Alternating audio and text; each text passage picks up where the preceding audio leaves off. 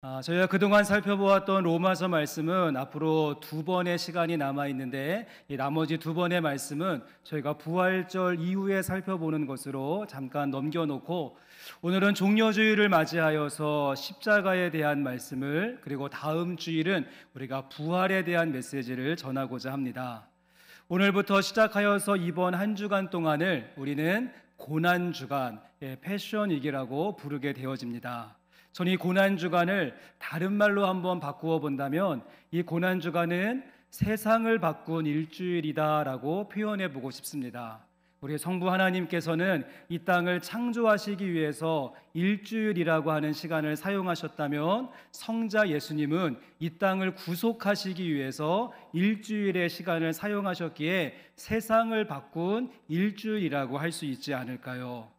우리 함께 고난주간을 시작하면서 먼저 여러분에게 두 가지의 부탁의 말씀을 드리고 싶습니다. 하나는 진행 중에 있는 우리 사순절 세일의 새벽 기도회가 이제 마지막 5일만 남겨놓고 있습니다. 우리 끝까지 힘을 내어서 예수님의 진심 앞에 설 수 있는 새벽의 시간이 될 수 있었으면 좋겠고요. 또 한 가지는 돌아오는 금요일은 성금요일로서 우리가 금요 성령 집회를 성금요 예배로 드리게 되어집니다. 예수님의 마지막 부탁이 너희가 깨어서 나와 함께 한 시간이라도 기도할 수 없겠니? 라고 하는 기도의 요청이었다는 사실을 기억하시면서 우리 꼭 이 예수님께서 십자가에서 마지막으로 남기신 가상칠언 그 7마디의 말씀 앞에 함께 모이는 성금요 예배가 될 수 있기를 소원합니다.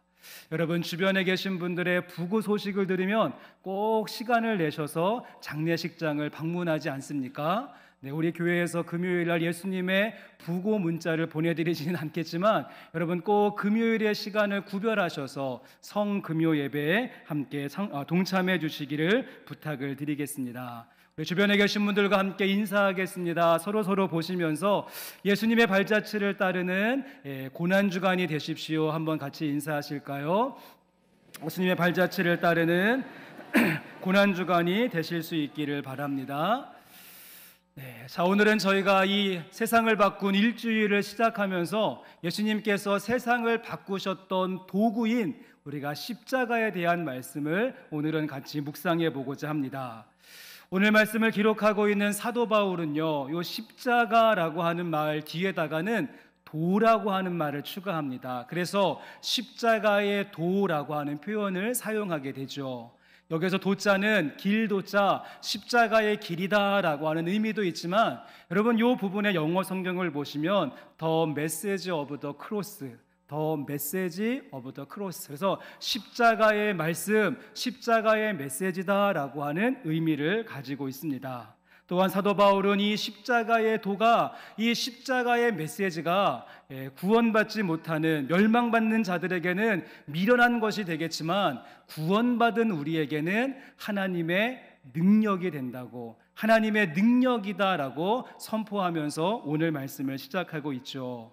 여러분, 그러기에 예수님께서 지신 그 십자가는 날 것이라고 한다면, 오늘 사도 바울이 십자가의 도, 십자가의 메시지를 선포하는 것은 잘 요리된 음식이라고 할 수 있을 것 같습니다. 우리 함께 그 속에는 어떠한 메시지가 담겨져 있는지, 십자가에는 어떠한 능력이 있는지 그 맛을 경험할 수 있는 말씀의 시간이 될 수 있었으면 좋겠습니다. 오늘도 시를 한 편 좀 소개해드리면, 안학수 시인의 시계소리라고 하는 시가 있습니다. 시의 내용이 참 재미있습니다. 동시 같은데요, 시의 제목이 시계소리입니다. 친구들이 부르는 낮엔 공부하라고 책 형아랑 장난치는 밤엔 일찍 자라고 자락 아직 멀었어도 학교 가라고 아침마다 지각 엄마랑 시계랑 둘인 약속했나 보다라고 하는 시이죠. 어떻습니까? 상황에 따라서 시계 소리가 서로 다르게 들려진다는 것입니다. 그래서 놀 때는 공부하라고 책, 그리고 밤이 되면 빨리 자라고 자락, 등교 시간에는 늦었다고 지각 이렇게 시계 소리가 들려진다는 것입니다. 한국 사람들은요, 시계가 똑딱 한다고 이야기하고요, 미국 사람들은 틱톡 톡틱톡 시계가 간다고 하고, 일본 사람들은 똑이니 똑딱 똑이니 똑딱 이렇게 이야기하고요. 북한 사람들은요 똑이니 끼니 딱이야요, 똑이니 끼니 딱이야요 이렇게 농담을 했었던 기억이 있습니다. 아마 전라도 시계는요 똑이 시계요 딱이 시계요 이렇게 들리지 않을까요?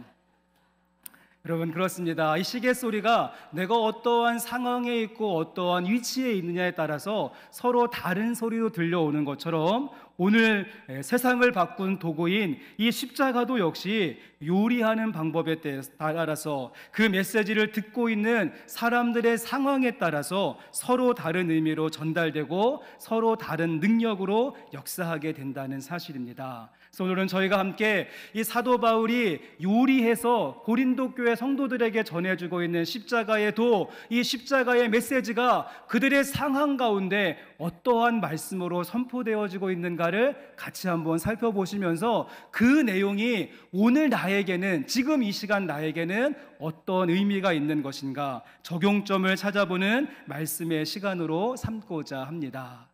자, 가장 먼저 사도 바울이 고린도 교회에게 선포하고 있는 십자가의 도, 십자가의 메시지는 어떠한 의미가 있는가 하면, 여러분, 사도 바울은 십자가는 떨림이라고 이야기합니다. 떨림. 십자가는 떨림이다. 떨림의 능력이 있다는 것이죠. 오늘 본문의 말씀을 다시 한 번만 같이 읽어보시면 좋겠습니다. 고린도전서 1장 22절 말씀부터 다시 보여주시고 말씀 같이 읽습니다.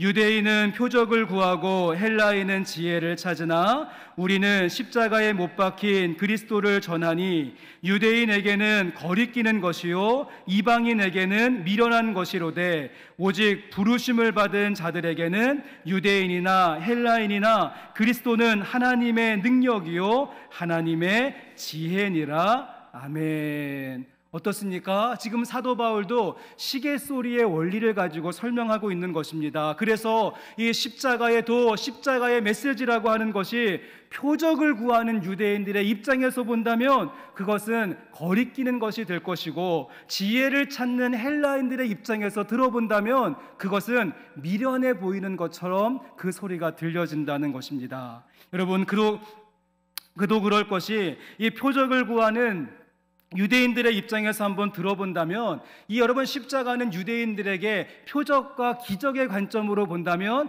큰 걸림돌이 될 수밖에 없었습니다. 아니, 어떻게 전능하신 하나님이 저주의 십자가에 달려 죽을 수 있단 말인가? 말도 안 된다. 분명히 구약의 하나님은 엘샬다이의 하나님, 전능하신 하나님이 나약하게 죽는다고? 말도 되지 않는다. 구약의 하나님은 애굽에 10가지의 재앙을 내리시고 홍해를 가르시고 구름기둥과 불기둥으로 인도하실 뿐만 아니라 무수히 많은 전쟁에서 승리하시는 여호와 니시의 하나님이시고 못 고치는 질병이 없는 여호와 라파의 하나님이신데, 그 하나님이 저 적국인 로마를 물리치고 이스라엘을 회복시켜도 시원치 않은 이러한 판국에, 아니, 그분이 고난받는 종으로 와서 수치스럽고 약하고 저주스러운 십자가에서 죽었다는 사실을 나보고 믿으라고? 네, 그렇습니다. 표적과 기적을 구하는 유대인들 입장에서 본다면 십자가에 들리는 그 메시지는 큰 걸림돌이 될 수밖에 없는 것이었습니다. 여러분, 그런가 하면 헬라인들은 무엇을 찾습니까? 그들은 지혜를 찾는다라고 이야기하죠. 헬라인들은요, 머리 회전이 빠르고 논리와 이성을 가지고 있고 지혜와 지식을 추구하는 그러한 스마트한 모습이었습니다. 그래서 그들이 가지고 있었던 지혜와 지식, 또 논리와 이성을 가지고 십자가의 메시지를 들으면, 아니, 이것처럼 무식하고 이것처럼 미련하고 이것처럼 납득이 안 되는 사건이 없었던 것이죠. 어떻게 거룩하고 불변하시는 하나님이 이런 나약한 피조물의 모습을 입고 이 땅에 오시는가? 인간을 구원하시기 위해서 자신의 아들을 바쳤다? 그들의 이성과 생각으로는 용납이 되지 않고 이해불능의 사안이었다는 것입니다.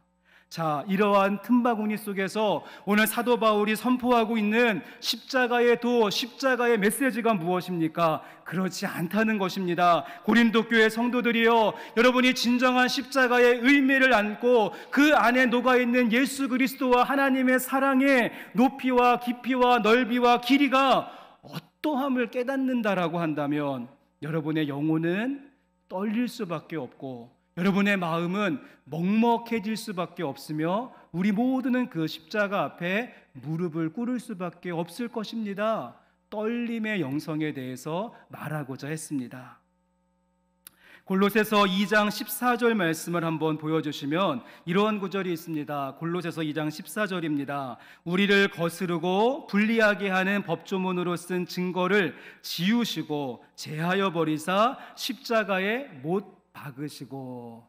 요즘은요 어디를 가든지 다 CCTV가 설치되어져 있습니다. 여러분 생각을 해보시면 이 슈퍼컴퓨터가 AI와 그리고 빅데이터를 이용하여서 여러분의 모습을 철두철미하게 24시간 365일 여러분의 모습을 계속해서 지켜보면서 여러분이 하는 모든 죄들을 낱낱이 기록한다고 한번 생각해 보십시오. 여러분이 하는 행동뿐만 아니라 여러분의 마음속에 숨은 의도까지, 내가 하지 말아야 될 일들을 한 것뿐만 아니라 내가 당연히 해야 할 일을 하지 않은 것까지 낱낱이 여러분을 파악해서 여러분의 모든 죄악들을 적는다면 어떠시겠습니까? 그 양이 얼마나 되겠습니까? 수십 장, 수백 장, 아니 수천 장을 출력해도 모자라지 않을까요? 또한 성경 말씀은 그 모든 죄에 대한 값은 사망이라고 이야기합니다. 수천 장의 죄에 대한 대가는 영원한 죽음이고 사망이라는 것이죠. 마치 물을 떠난 물고기처럼, 뿌리가 뽑혀버린 나무처럼, 브레이크가 고장난 자동차처럼 우리의 인생은 죽음을 향하여서, 끝없는 죽음을 향하여서 돌진하고 있는 그런 상태입니다. 여러분, 그런데 이 말씀 가운데 주님께서 어떻게 하셨다고 이야기합니까? 다시 한 번만 그 말씀을 보여주시면 골로새서 말씀 가운데 우리를 거스르고 불리하게 하는 법조문으로 쓴 증서를 지우고, 제가 말씀드렸던 그 수천 장에 달하는 우리들의 죄의 목록들을 예수님의 손과 십자가 형틀 사이에 끼우시고 그것을 제하여 버리사 십자가에서 못 박히시고 그 피를 통하여서 그 내용들이 하나도 보이지 않도록 모조리 깨끗하게 지우셨다는 사실입니다. 여러분, 이런 생각을 해보지 않으셨습니까? 예수님은 왜 로마의 군병들이 예수님의 손에 못을 박으려고 할 때 그것을 뿌리치거나 그들의 손을 물리치지 않으신 걸까요? 예수님의 손은요, 죽은 자를 살리시고 풍랑을 잔잔하게 하고 오병이어로 5천 명을 먹이셨던 놀라운 능력의 손길이었습니다. 그런데 그 자리에서 능력을 행하신 것이 아니라 순순히 군병들이 못을 잘 박을 수 있도록 그 손을 펼치셨다는 사실입니다. 예수님은 얼마든지 표적을 구하는 유대인들을 위해서 로마의 군병들을 제압하고 땅을 진동케 하는 기적을 보여주실 수 있는 분이셨습니다. 지혜를 찾는 헬라인들을 위해서 이 십자가를 미루고 조금 더 고상하고 조금 더 이성적인 방법을 선택하실 수 있는 그러한 분이셨죠. 하지만 주님께서 그렇게 하지 않으신 이유가 있는데, 그것은 십자가 형틀과 예수님의 손 사이에 끼어져 있는 수천 장에 달하는 우리들의 죄의 목록을 보신 것이고, 그것의 출처가 저와 여러분의 것임을 알았으며 그 결과는 죄의 싹슨 사망이요 영원한 죽음임을 아셨기 때문에 그 모든 내용들을 지우시기 위해서 손을 펴시고 십자가에서 피를 흘리심으로 그 모든 내용들, 사람들이 보기에는 수치스러워 보이고 미련해 보이고 약해 보이고 하찮아 보이는 그 십자가를 친히 담당하시고 선택하신 것 아니겠습니까? 그러기에 우리는 십자가에 담겨진 하나님의 사랑과 예수 그리스도의 은혜를 생각할 때마다 우리의 마음은요, 떨릴 수밖에 없다는 사실입니다. 성도 여러분, 골고다 언덕 십자가 밑에 흥건히 고여있는 예수님의 피를 한번 묵상해 보십시오. 여러분, 그 피를 바라보시면서 우리의 강팍해져 있는 마음이 깨어지고 돌짝밭 같은 우리들의 심령이 녹아내리고 묵은 땅 같은 우리들의 영혼이 갈아엎어짐으로 우리 가운데 희미해져 버린, 십자가를 바라볼 때마다 새로워져야 되는 떨림의 은혜, 떨림의 영성이 저와 여러분의 마음을 새롭게 하는 은혜가 있기를 주님의 이름으로 간절히 소망합니다. 자, 그런가 하면 사도 바울이 전해주고 싶은 두 번째 십자가의 도, 십자가의 메시지가 무엇인가 하면요, 십자가의 말씀은 계속해서 전진을 합니다. 우리들의 마음속에 떨림이 있는데 그 떨림으로 그치는 것이 아니라 사도 바울은 십자가의 도는 어떠한가, 우리 가운데 있는 떨림이 울림의 모습으로 연결되어지고 이어져야 된다라고 이야기하는 것이죠. 무슨 말인가 하면 앞에서 떨림의 사건은 우리의 마음 속에서 일어나게 되어지는 사건이라면 이제 그 떨림의 놀라운 은혜가 우리의 손과 발, 우리의 삶을 통하여서 울려질 수 있는 모습이 필요하다라고 이야기하는 것입니다.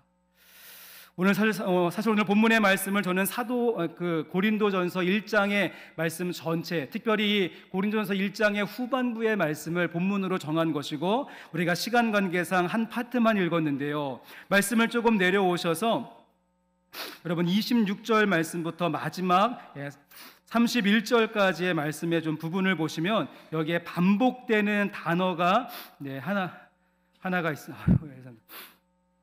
제가 오늘 2부에 자꾸만 이게 코가 이렇게 간질간질해가지고 좀 코를 한번 시원하게 좀 후벼 파고 싶은데 이쪽 보고 할 수도 없고 이쪽 보고 할 수도 없고, 또 이거 뒤를 돌았으면 하나님 보시는 것 같고 참 죄송합니다.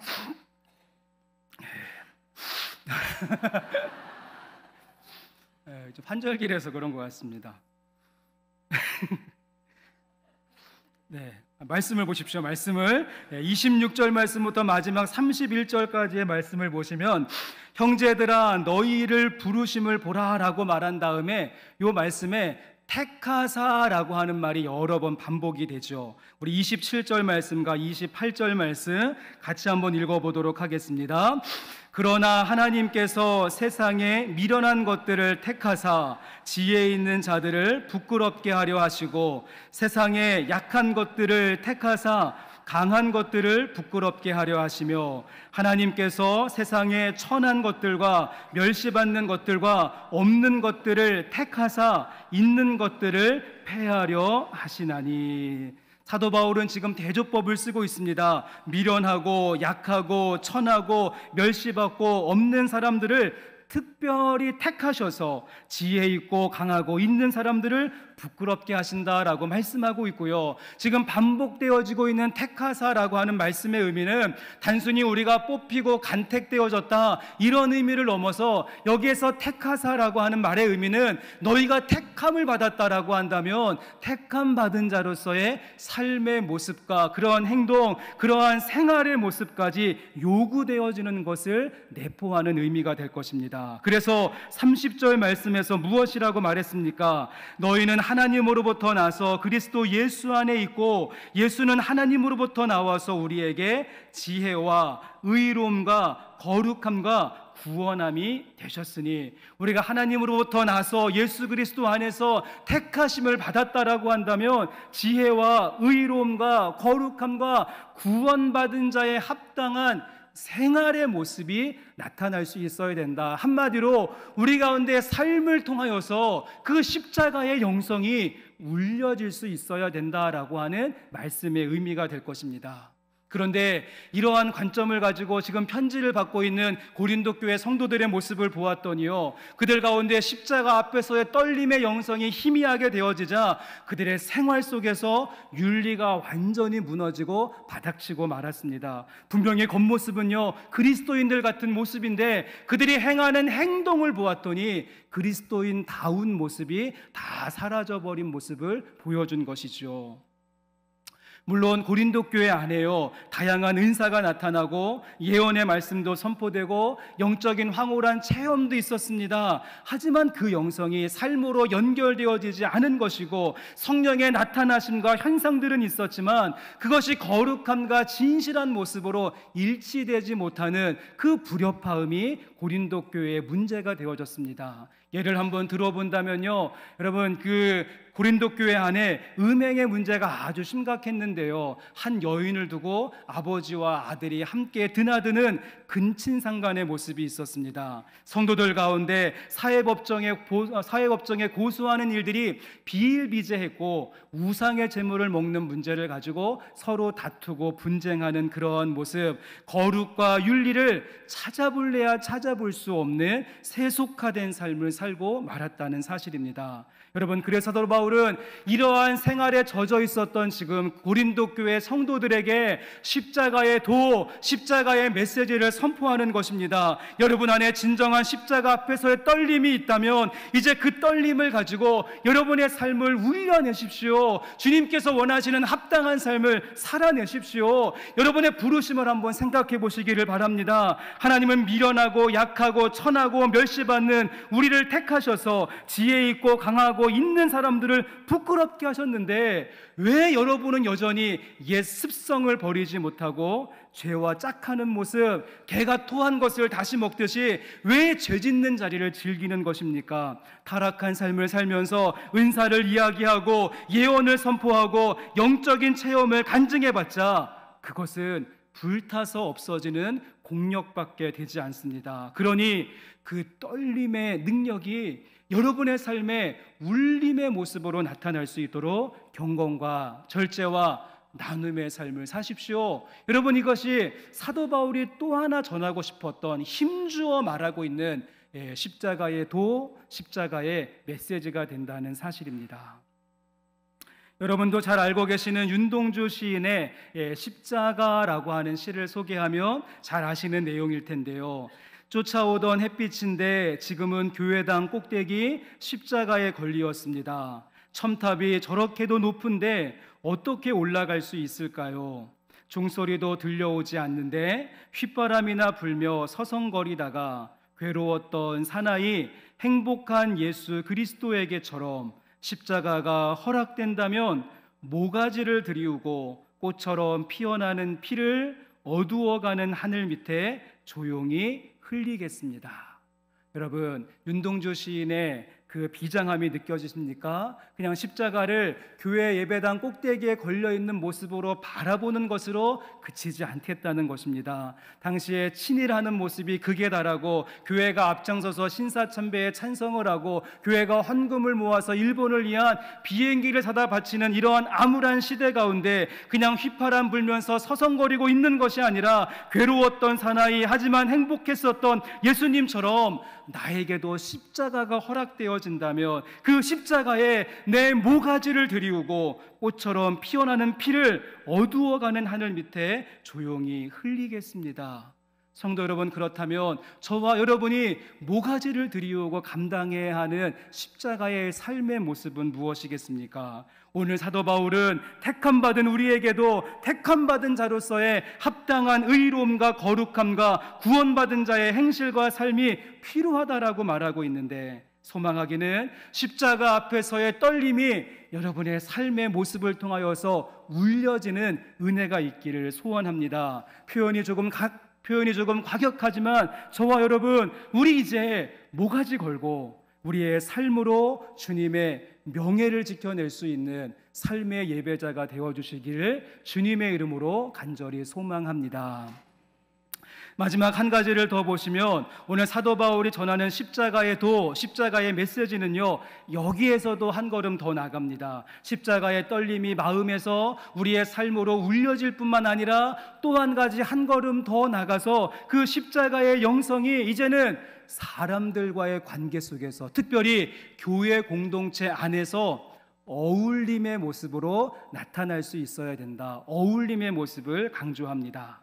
다음 슬라이드를 보여주시면 여러분, 고린도 교회를 영어로 이야기하면 코린디안 처치입니다. 코린디안 처치. 그리고 한국 교회를 영어로 하면요, 코리안 처치가 됐죠. 코리안. 발음이 참 비슷합니다. 코린디안 처치, 코리안 처치. 그래서 이름만 비슷하고 유사하고 발음만 비슷할 뿐만 아니라 2000년이라고 하는 시간의 갭이 있는데요, 두 교회가 직면하고 있었던 문제 또한 동일하고 똑같았다는 사실이죠. 그 많은 다양한 문제 가운데 가장 심각한 것 하나를 뽑아본다면 하나 되지 못하고 사분오열로 나눠져 있는 반목과 대립, 싸움과 분쟁의 모습이 여전한 모습을 보게 되어집니다.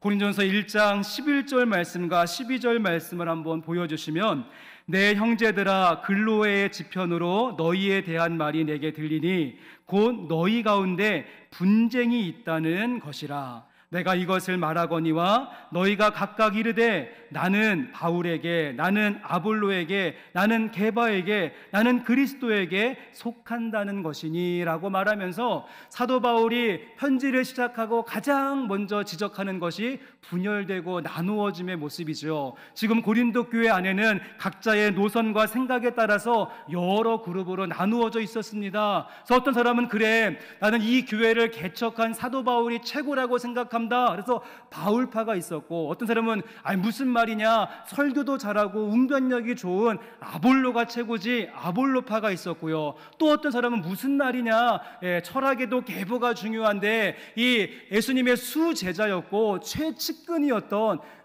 베드로, 게바가 최고다, 게바파가 있었는가 하면, 아이고 그런 말들 하지 말라, 어떻게 사람이 스승이 될 수 있는가, 나는 예수님만 따른다, 그리스도파가 있었던 것을 보게 되죠. 교회가 조폭도 아닌데요, 바울파, 아볼로파, 게바파, 그리스도파로 나누어져서 서로가 옳고 서로가 맞다라고 이야기하며 다툼과 분쟁 가운데 있는 모습, 이 모습을 보면서 지금 사도 바울이 이야기하는 것입니다. 교회 안에 십자가의 도, 십자가의 메시지가 없게 되어지자 떨림이 울림으로 연결되지 않고 그 울림이 어울림으로 연결되어지지 않아서 교회의 모습이 이렇게 되었다라고 이야기하면서 어울림에 대한 메시지를 선포합니다. 1장 10절의 말씀은 같이 한번 읽어보시겠습니다. 형제들아, 내가 우리 주 예수 그리스도의 이름으로 너희를 권하노니 모두가 같은 말을 하고 너희 가운데 분쟁이 없이 같은 마음과 같은 뜻으로 온전히 합하라. 아멘. 떨림에서 끝내지 말고, 울림으로 마무리 짓지 말고, 같은 마음과 같은 뜻으로 온전히 합하라. 어울림을 통하여서 십자가의 영성을 완성하라라고 이야기하고 있는 것입니다. 제가 예전에 히말라야라고 하는 그 영화를 보고 참 많은 감동을 받았습니다. 영화에 보시면 이 어몽길 대장과 휴면 원정대가요 산을 올라가는데 그 목적이 가장 높은 곳 정상을 오르기 위한 목적이 아니라 지난번 등정에서 사고를 당하고 목숨을 잃었던 자신들의 동료, 그 동료의 시신을 수습하기 위해서 산에 오르는 이야기들을 소개합니다.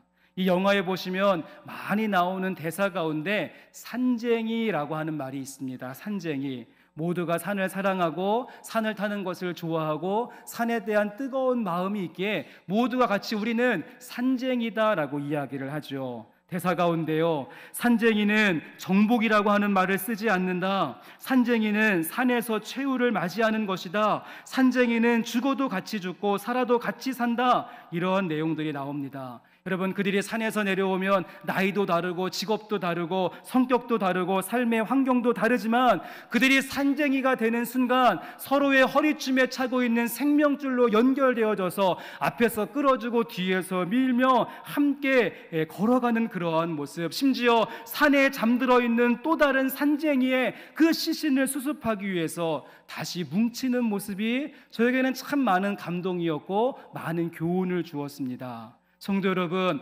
사람들이 그리스도인들을 조금 낮추어서 무엇이라고 부릅니까? 예수쟁이라고 부릅니다. 그런데 지금 우리 예수쟁이들의 모습에 본다면 산쟁이의 모습을 찾아볼 수 없는 그러한 형편이지 않을까요? 우린 너무도 쉽게 서로를 묶고 있는 생명줄을 끊어내고 분쟁하고 다투고 시기하고 오해하고 비방하는 일들이 얼마나 많이 있습니까? 저는 무엇보다 우리가 고난주간을 함께 보내면서 우리 공동체 가운데 회복해져야 되는 십자가의 도, 십자가의 메시지가 있다면 어울림의 영성이 되는 줄로 믿습니다. 이제 말씀을 마치겠습니다. 제가 오늘 설교를 준비하면서 여러분이 좀 기억하시기 쉽게 제가 라임을 맞추었죠. 그래서 십자가의 도누, 십자가의 메시지는 떨림에서 시작하여서 울림으로 넘어가고 어울림으로 완성된다라고 하는 것이 오늘 말씀의 중심인데요. 또한 제가 설교 초입에 시계 소리를 말씀드리면서 그 메시지와 그 시계 소리가 상황에 따라서 다 다르게 들린다라고도 말씀을 드렸습니다. 이번 한 주간 고난 주간을 보내시면서 여러분 세 가지의 모습을 다 적용하려고 하지 마시고 여러분의 귀에 가장 선명하게 들린 그 십자가의 십자가의 메시지를 기억하시며 한 가지를 선택하십시오. 그것이 마음에서 작동되는 떨림일 수도 있고 손과 발에서 녹아지는 울림일 수도 있고 누군가의 관계 속에서 보여지는 어울림이 될 수도 있는데요. 여러분 이 중에 하나 꼭 선택하셔서 떨림의 십자가, 울림의 십자가, 어울림의 십자가의 도를 여러분 짊어지고 주님의 발자취를 따르는 이번 사순절의 마지막 주간, 고난 주간이 되실 수 있기를 주님의 이름으로 간절히 축원합니다.